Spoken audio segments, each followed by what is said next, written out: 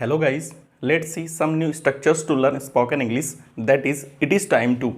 It is time to. इसका हिंदी अर्थ होता है यही समय है. अगर ये पास्ट में जाएगा तो यही समय था, और अगर सेंटेंस फ्यूचर में होगा तो यही समय होगा.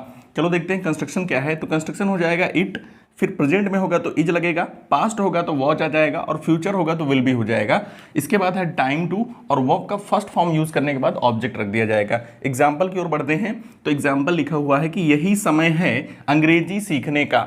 यही समय है, देखो प्रेजेंट में है तो इसलिए हो जाएगा इट, और इट के साथ आएगा इज. तो it is time to.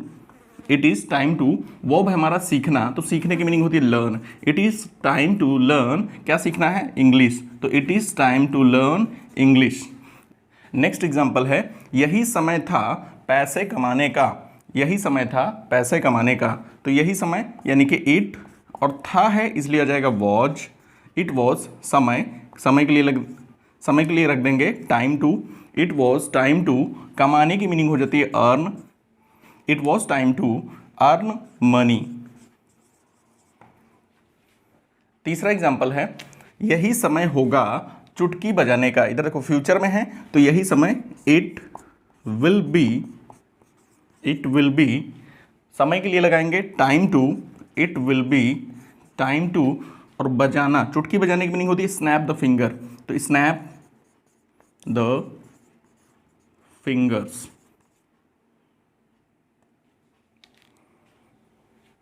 Snap the finger.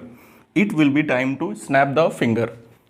अगर ऐसे ही सेंटेंसेस में सही समय आ जाए, जैसे अभी तक था यही समय है, अब आ जाएगा यही सही समय है, या सही समय था, या सही समय होगा, तब क्या करेंगे? तो यहाँ पे हम लोग यूज कर लेंगे राइट टाइम टू. अभी तक था इट इज टाइम टू, अब हो जाएगा it is right time to.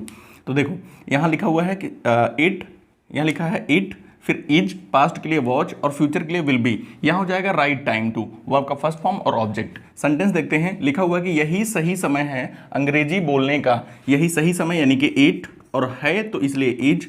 It is right time to, सही समय के लिए राइट टाइम टू. बोलने के लिए हो जाता है speak. It is right time to speak English. Next sentence है यही सही समय था घूमने का. यही सही समय था घूमने का. तो इट पास्ट में है तो was right time to. It was right time to, और घूमने की मीनिंग हो जाती है walk. It was right time to walk. Next sentence है यही सही समय होगा कुछ करने का. सही समय होगा फ्यूचर में है तो it will be right time to. It will be right time to, करने की मीनिंग हो जाती है डू, और कुछ की हो जाएगी समथिंग.